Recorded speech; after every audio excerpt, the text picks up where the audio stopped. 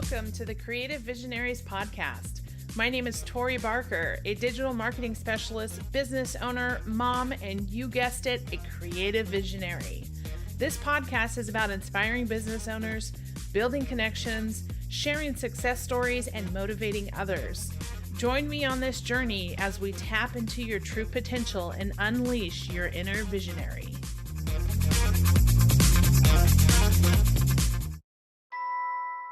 Hey there, podcasters. Are you looking to take your show to the next level? Let me introduce you to Podtask, the innovative platform that simplifies the podcasting process and equips you with the tools you need to succeed.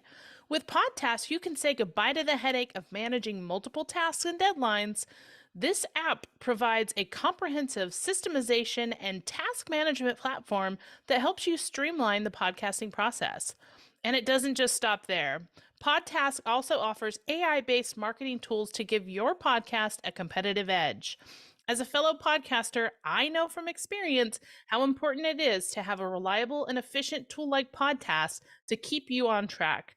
It helped me save so much time in post-production, which allows me to focus on what really matters, creating great content for my listeners. So if you want to take your podcast to the next level, be sure to check out Podtask. As a special offer to my listeners, you can sign up today and get started with their free forever plan by visiting creativevisionariespodcast.com/podtask.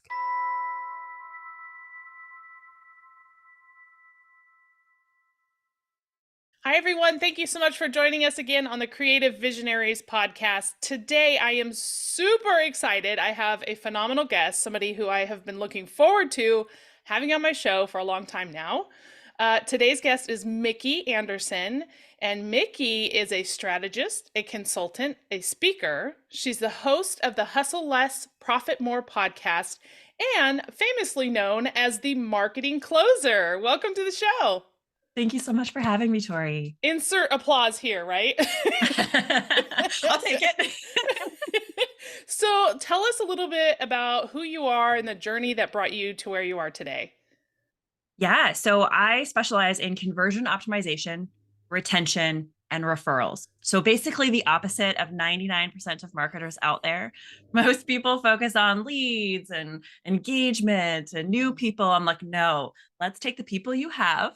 Let's sell to more of them. Let's keep them longer and get them to bring all their friends and family to buy from you as well. So it's that back half of what we call the customer journey that I really focus on.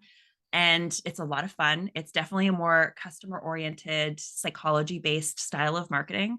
Yeah. And I think it's necessary for most businesses to scale, right? Getting new leads just isn't sustainable all the time. Yes, we need new leads, but we also need to keep them and we need to keep increasing that average customer lifetime value, right? And if we can do that, you really have a much bigger, broader range to scale your business with. So I have a lot of fun. I work with mostly service providers, professional service providers, but I've worked with enterprises, Fortune 500. I've worked with associations, small and medium-sized businesses as well. So it's kept me on my toes for a long time.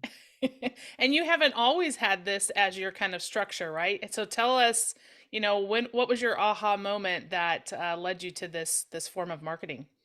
I like to think of it like less of an aha moment and more like a lot of slaps to the cheek over my life.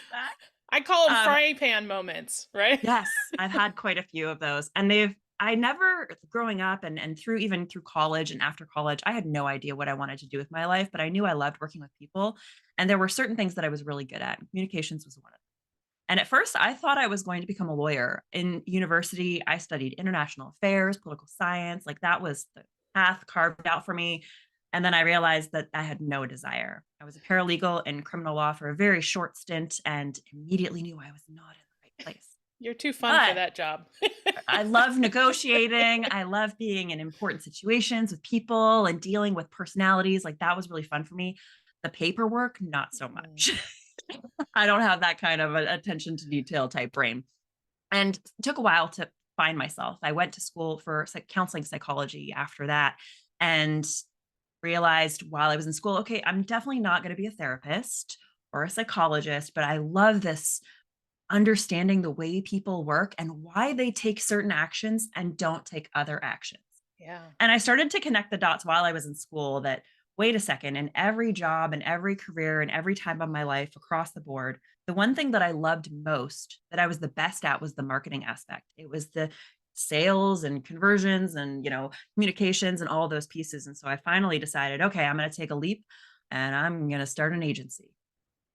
Well, once again, I had another frying pan moment and I grew an agency, and on the books, it was really successful. But in my personal life, it was not so much. I'm a mom, I'm a military wife, and our lifestyle is pretty crazy. There's constant changes. My husband deploys at the drop of a hat all the time. And I really needed a ton of flexibility. And running a large agency does Mm. not, funny story, afford you a lot of flexibility or freedom.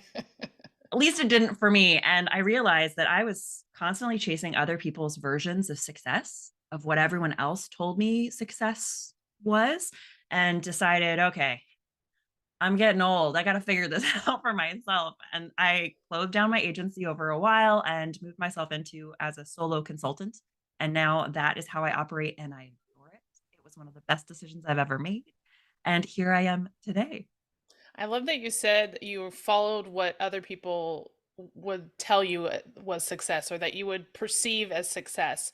And I think that's something that a lot of entrepreneurs do, especially when they're starting out because they don't know exactly what direction to go. So it's like, let's emulate somebody who is successful. And then you get in the weeds of it, and then you're like, oh God, I'm miserable. And so Yes. it's so interesting to think about that is so common, and I think a lot of people still stay in that cycle and they never really pause and take a moment to really reflect and find out how they can lead their life with joy and with passion. And so I'm just curious, like what were those action steps that you took to reflect and really fine tune what it was that made you happy? Well, I mean, aside from like a decade of therapy, I mean, that's something we all have to do. No, I was a competitive athlete, right? I was a swimmer. I swam D1 in the US, and I actually swam professionally, I guess, after I graduated, and was really deep into it. And to me, at that time in my life, for most of my life, like, my achievements were my identity. It was how I felt valued. It was how I felt important. I was an athlete. Hmm. And then I had to retire from sport. I can And relate all to of a that. sudden, I went through this big transition of, okay, well, who am I now? And it did take a long time to figure it out. But I think of it less as like one big step and more of a like daily baby steps that you take every Yeah. single day, just kind of leaning towards joy, listening to what lights you up, what doesn't, and slowly but surely carving out who you want to be as a Mhm. person and the types of people you want to impact or have relationships. And that ultimately is what guides me today. Yeah. And like you said, the approach that you have now is more personal and nurturing, right? So you build relationships with people and it's not a turn and burn, right? Which is a typical, agency model. It's like, hey, I got a lead. We did the service and now they're out. We're moving on to the next one.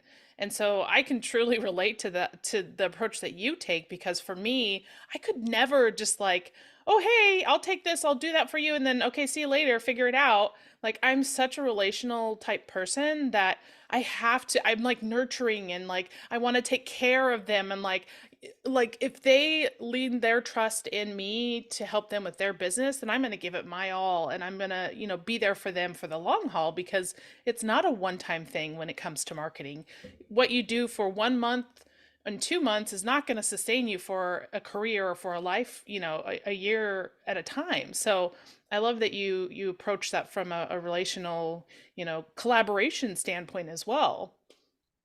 Yeah, in psychology, one of my favorite types of psychology or specialties in psychology that I love was relational cultural psychology. So how we develop relationships, healthy relationships with others, regardless of culture and in different cultures. And one of the key things to having a really powerful, mutually beneficial, like great relationship with someone is that it's growth oriented for both people. Mm, yeah. And I find if you're an entrepreneur running a business where you're not helping the other person grow and you're not growing, you're set up for failure.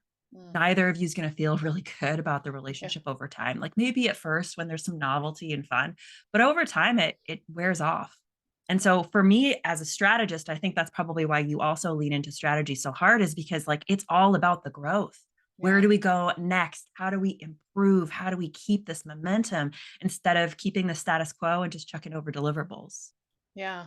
And so you really have fine-tuned this reverse engineer approach. So talk a little bit more about how you reverse engineer the marketing for your clients. Yeah, a lot of us get really excited about the first sale. Think like once I get them to buy, it's amazing, it's a win, and then it's done. And unfortunately, that's not the case. I like to think of it from the fourth or fifth sale, right? The how do I ultimately grow with this person over time? I don't want just one sale, and it's not that I want them to be dependent on me. I think that's a kind of a misnomer. Yeah. It's that I want to be able to support them as they grow and excel. I want to Mhm. grow with you. Yep. And so I look at first off your offer structures. Mm. How are you helping people through the next phase after that first sale? How are you keeping them, supporting them, giving them the service and the expertise that they need? Because more money's more problems. For Right? sure. And so I start there with the offers, refine those, make sure that we have a natural progression, right? That call it the ascend, right? Yep. How can someone continue to move up the ladder and never end? And then we take the step back. Okay, from the point of sale, right? How did I get them to actually buy? What Yeah. made them say yes in that moment? And how do I make that happen every single time? Mhm. What are the things they need? And then from there, before that, we look at okay, well, what got them to the point of sale? Where did they engage, learn? How did they realize that I was the right version for them? And you just keep kind of working your way backwards, but you have to start at the end to be able to see the steps ahead more Yeah. clearly and not base all of your decisions on assumptions. True. Because that's what happens when you start from the front end, from leads to engagement, and then all the way through. You end up making a lot of assumptions and they're not necessarily true. Yeah. And so, have you found that there's a common entry point working with all the clients that you have that they come into realization that they need that offer? Is there like always seems to be in a similar space, or tell me what your experience is? When it comes to offers, uh, I've identified four key things that someone needs to see, engage with, or understand before they say yes. That really makes an offer irresistible. And this, finally realizing this, like I was a conversion copywriter for a long time. And so I wrote sales pages as Yeah. my day job. Like that was it. And I was doing this, but didn't realize that it was actually a framework. And so there's four key things we need to do, regardless of whether you're selling retail, a product, a physical product, a service, doesn't matter. Yeah. So the first is the transformation. How are you changing? What's your before and after? What's the outcome, the result from the offer? How is your life different? And if somebody doesn't understand, like if you do any of these things, this is the one you got to focus on. Without Right. it, nothing else works. So, what's the transformation? So, we need to make sure that we're clearly showing the very specific transformation this person goes through. It cannot be broad, right? From chaos to clarity is not a clear transformation. I'm sorry, right? Like, we need to be specific because otherwise, it's not going to have that emotional impact. The second is your brand. And you know all about this as a branding expert, right? How is your brand uniquely set up to serve unlike anyone else? What sets you apart? How do you understand your customer better than anyone else? Yeah. Right. And it can be the way that your values align. It can be your experience, your authority. There's a litany of ways that this can go down, but you have to show how your brand is different and why it's you're different from everyone else and the same as your audience. Yeah. And we need social proof, right? This is the one everyone gets super excited about and throws testimonials everywhere. Social proof is very important. You can do it with offer specific testimonials, you can do it with brand specific testimonials, but like a face and a truthful story with a before and after, you need that. You need to be able to show that you can do what you say you do. That can happen even through data, right? Data is super True. powerful. If you've got numbers, statistics, right? That helps for sure. And then the last one is the transaction. This is what makes today the absolute best day to buy compared to any other day. Not 2 months from now, not 2 years from now. Why should you buy today? We love this. This is urgency, scarcity, bonus offers, all those things that sweeten the pot. that showcase why someone should buy now and not later. And if you layer those four components Mm. together, so you've got the transformation, social proof, your brand, and the transformation all together, you have yourself an irresistible offer and you are going to see conversions drive through the roof. Yeah, for sure. And not only are they going to just start to convert like nothing, right? It's going to be sustainable and relationships, and people are going to be more in tune because they've aligned from the beginning. They see that value, they see and understand and know that you align with them. And then when it comes to the sell, it's almost like, oh yeah, that was too easy. Exactly. It allows you to take what could have been a conversation, right? Those discovery calls where you're trying to go through all of these things and make those connections and position yourself. And it allows you to actually just do it online without Yeah. having to be there in person. So it's a very scalable method of presenting your offer. As a podcaster, you know that creating great content is only half the battle. That's where Remarker comes in. Remarker is a podcast branding, production, and marketing solution. Whether you're a seasoned podcaster or just starting out, Remarker will help you grow your show and build your authority. So why wait? Head to creativevisionariespodcast.com/remarker. That's REMARKR, where you can book a demo and discover how Remarker's full service approach can benefit you and your podcast.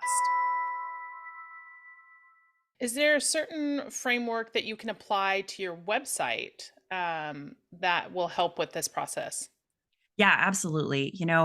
It's funny. So I have this template that I use all the time. I'm a template queen. I find if something works, like why not templatize it? And if you found Love something in that. your business that works to the listeners, templatize it. Like save yourself the trouble. Don't do everything from scratch. If I learn anything, that's the Right. one thing. But I have this template that I follow, and it's basically layering through these four components of your offer through your sales page. And what I've found after writing probably 1,000 sales pages is that it doesn't necessarily matter what order you put them in.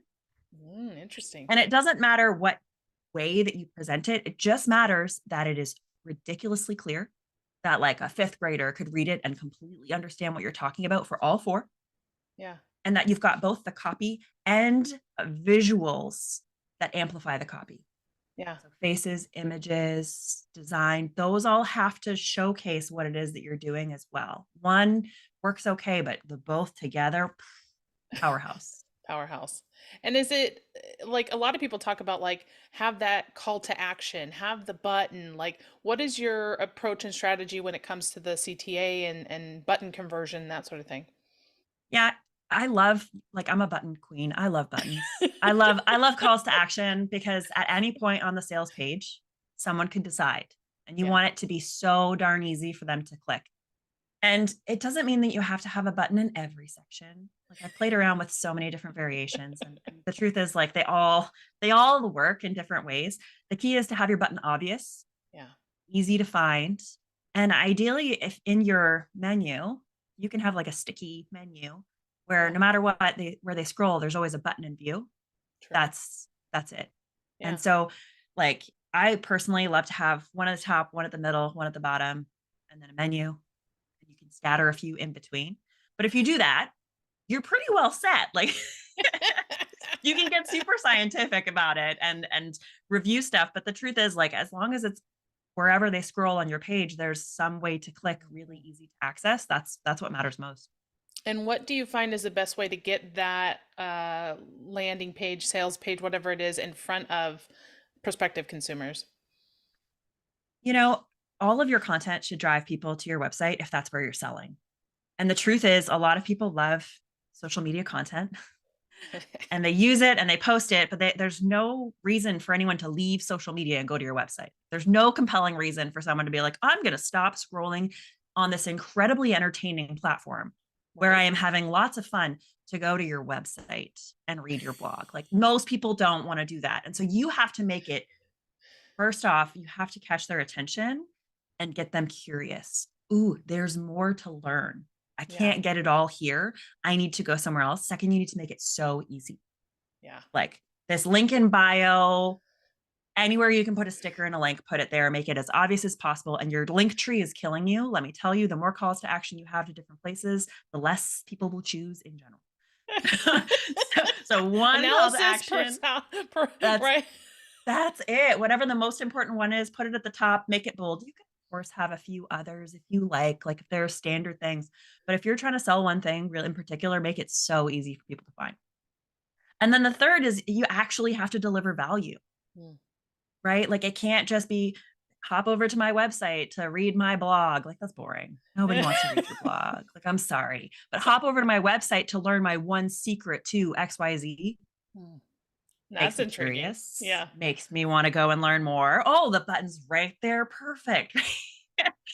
So you have to drive people to where you want to sell. If it's a call, you have to give them a reason to want the call, deliver value. And so it's all about just thinking, how can I serve this person? Like I know servant mindedness is really important to you in the show. And I think if you go to it from that perspective of, okay, like in every step, in every touch point with a client, I want to serve and deliver value, you're going to do better than most people. Yeah. Now, I got a question for you because I think a lot of people, business owners, and entrepreneurs probably more frequently, have many offers, right? Like, Mhm. I can do this and I can do that and I can do this. So, talk about why that's not a good approach, or what is the best approach when it comes to picking your offer or having multiple offers or the benefits of single offers. I heard a great analogy about this the other day. It was from Sean Anthony, who's an incredible online entrepreneur. He's a copywriter. And he talks about your offer suite kind of like a buffet. Hmm. Okay. So you've got lots of things that people could choose from, and they could walk down the table and pick the one that's best for them. That being said, the best buffets have a sequence. There are appetizers, there's a Mm. salad, there's a main course, and there's dessert. And when you think of your offer, you want to make sure that you've got an appetizer, some way for someone to get in, take a taste if they're not quite ready to dive in. But if somebody's really hungry, it's got to be super easy for them to get into that main course, right?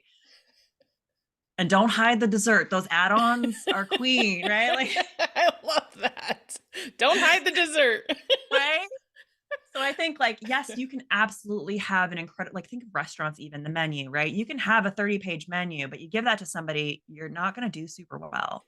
Sorry. Your Yeah. restaurant's going to be serving too many things. None of it's going to be delicious. None of it's going to be specialty. And people are just going to get lost. And so if you can have a really simple, here's the starter, here's the usual, the main, the special, and then here are other places that this could go depending on what you need next. Yeah.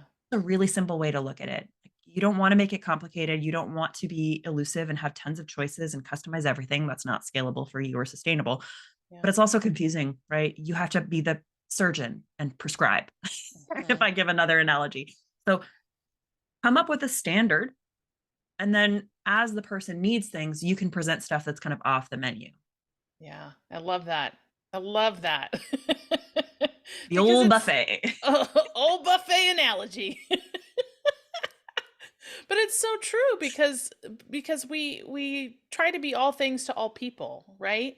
And when you're all things to all people, you're nothing to no one. You know what I mean? It's like you have to pick a lane and stick in it. And I think that's going to strengthen the person, the business, and eventually the person on the other side of it, the consumer, the client, or whoever it is that you're providing service to, because you have a focus and you are focused on them because they align with you. And then there's those, like you said, there's the desserts that come along the way that everybody wants to have a taste of.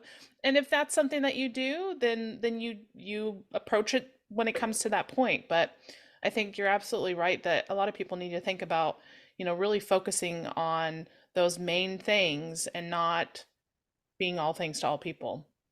Well, and like I think too, when it comes to like a data collection standpoint, if you're trying to be like give exceptional service to somebody and you're doing 18 million things for 18 different people, it is going to be really hard for you to know what actually works, what delivers results, what's repeatable, like what's your framework if you're everywhere. And so if you do truly like, and some people love being the generalist, and that's fine. We have general practitioners in medicine, right? But you don't go to them for a heart surgery. Like, Yeah. and they're not going to get paid as much as the heart surgeon. Sorry. Like that's just the nature of it. But I think it's really important for us to think about like sometimes we get caught up assuming that if I'm really specific, I don't have many options, I'm going to be Mm. stuck, Yeah. right? I'm going to get bored. That most creatives have the fear of getting bored. I know I used to for sure. But what I've learned is that even in a very specific niche, there are endless possibilities for Yeah. improvement and for learning and for creativity. And so don't fear the niche. Like don't fear being specific because even heart surgeons are learning new things every day. True. Yeah. Well, okay, so phenomenal. I can talk to you all day, but I want to be mindful of people's time. So I want to have you end this with one final question, and that is what is your predictions for 2023 when it comes to marketing? What do you think is going to be the biggest thing? Oh, I'm so excited for this question. I think that combining the power of video and email is going to be the rage in 2023. Let me tell you why, and I'll try and be as concise as. So 2022, we learned the power of short form video, of captivating audiences, of building relationships, of entertaining, of getting people's eyes on your business. But we've always known the power of email. It is wildly powerful. It is the best mechanism for sales outside of on your website or on a call. And when you put the two together with personalized, segmented messages, oh my goodness, the results are wild. And so you can repurpose your social content or just put additional energy into creating videos for your email list. You are going to drive sales like this. I think people are going to start to combine the platforms and the mediums and realize that social media is too chaotic. You got to fight with an algorithm, but Yeah. I can leverage all that power of the video in my already direct focused email list. Oh my goodness.